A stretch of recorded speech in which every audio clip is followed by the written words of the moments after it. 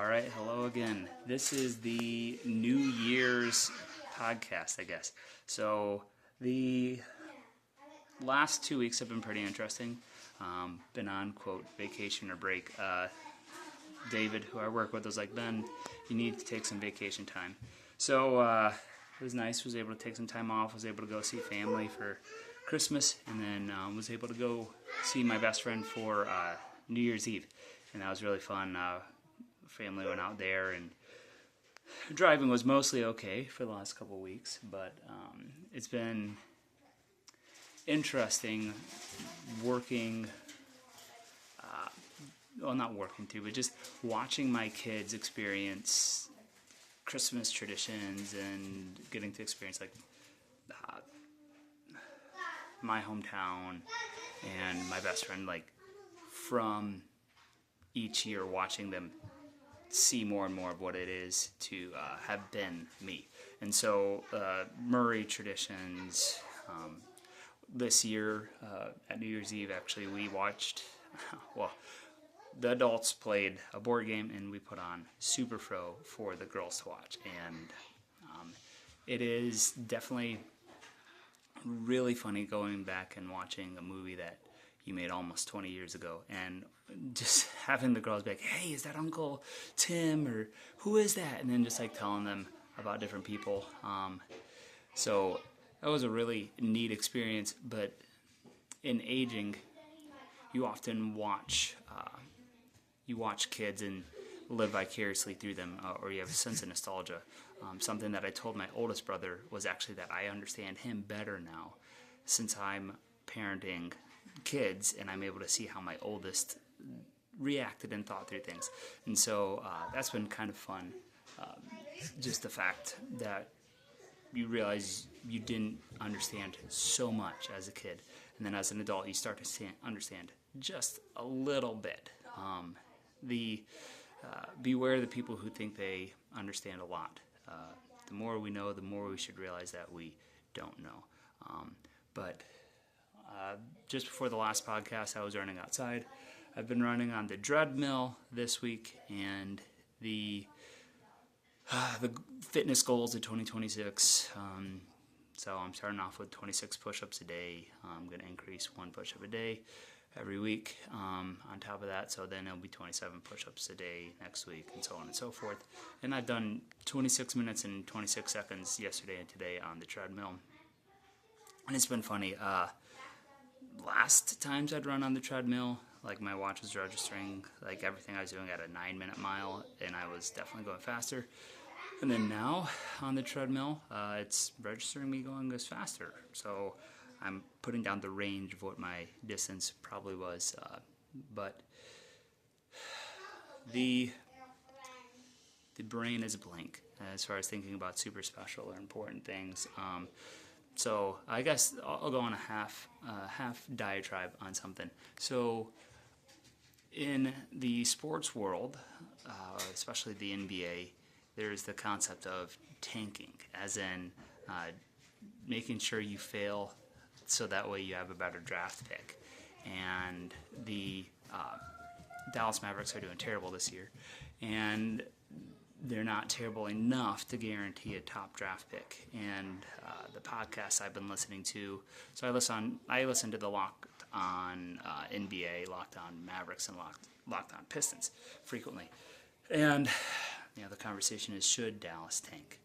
And the irony is, as a fan of the NBA, I just see no rationale of ever tanking. The fans invest their time and money to watch the team do the best that they can. I don't care about the possibility of a good draft pick in 2026. I want to see my Dallas Mavericks try hard. And I want to see player development. I hate the concept of trading athletes, just uprooting someone's life so that way your franchise can do better.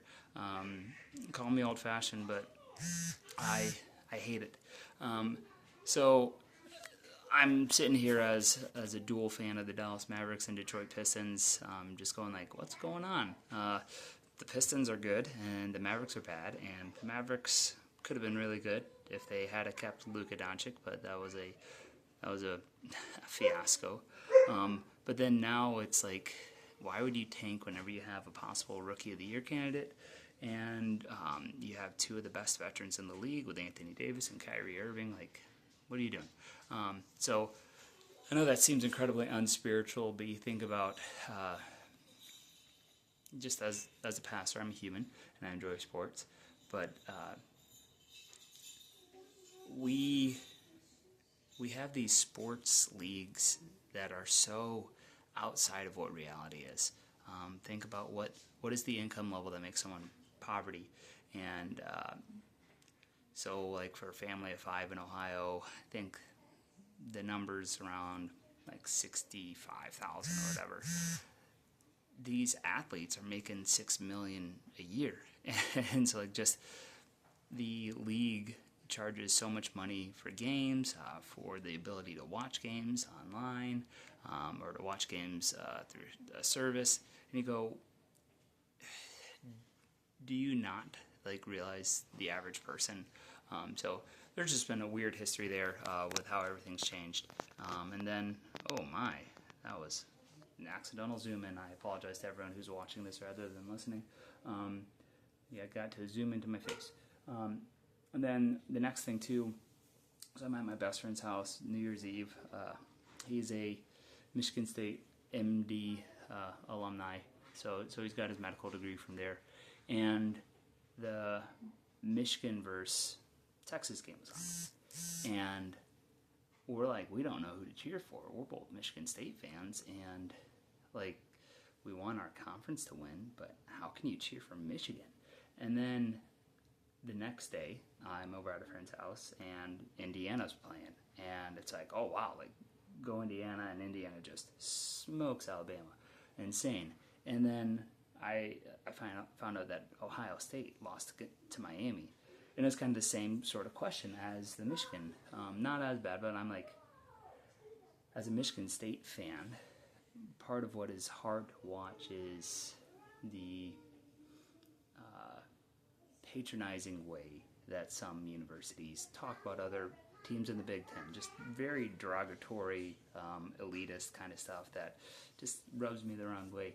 And it's just sort of like, but I'm not as bad on Ohio State. But my friend is a Penn State fan, and he's just like, there's no way I can ever cheer for Ohio State to win. And I'm like, okay. But it's just like, once you hit the postseason in football, it's like you got to flip the switch of being your team's fan to then cheering for your conference, because the better your conference does, the better your team looks as a whole, especially since the Big Ten's just full of beating each other up. But those are my thoughts as a runner who never played football and was a mediocre basketball player at best. So those are my NBA and NCAA hot takes. I hope everyone has a great year in 2026.